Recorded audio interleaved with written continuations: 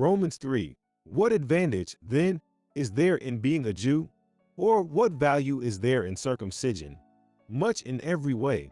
First of all, the Jews have been entrusted with the very words of God. What if some were unfaithful? Will their unfaithfulness nullify God's faithfulness? Not at all.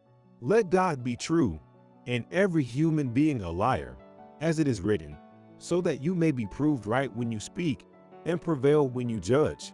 But if our unrighteousness brings out God's righteousness more clearly, what shall we say?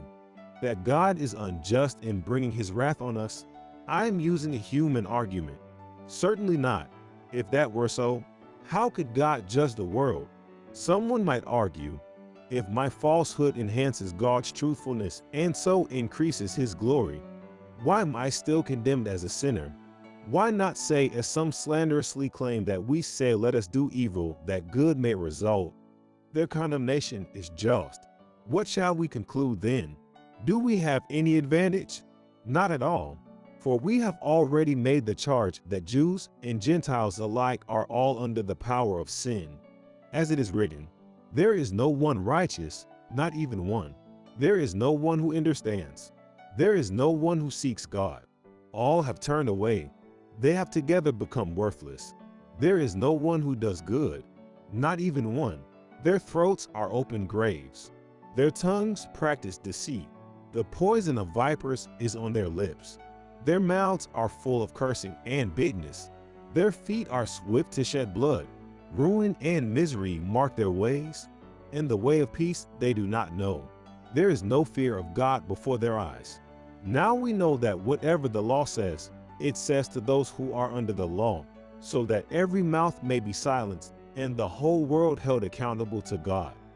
Therefore, no one will be declared righteous in God's sight by the works of the law.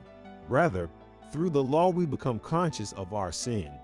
But now, apart from the law, the righteousness of God has been made known, to which the law and the prophets testify. This righteousness is given through faith in Jesus Christ to all who believe. There is no difference between Jew and Gentile, for all have sinned and fall short of the glory of God, and all are justified freely by his grace through the redemption that came by Christ Jesus. God presented Christ as a sacrifice of atonement through the shedding of his blood to be received by faith. He did this to demonstrate his righteousness, because in his forbearance he had left the sins committed beforehand unpunished. He did it to demonstrate his righteousness at the present time, so as to be just and the one who justifies those who have faith in Jesus. Where, then, is boasting? It is excluded.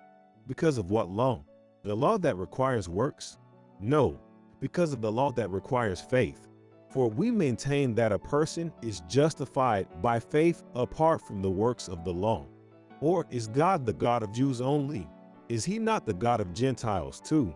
Yes, of Gentiles too, since there is only one God, who will justify the circumcised by faith and the uncircumcised through that same faith. Do we, then, nullify the law by this faith? Not at all.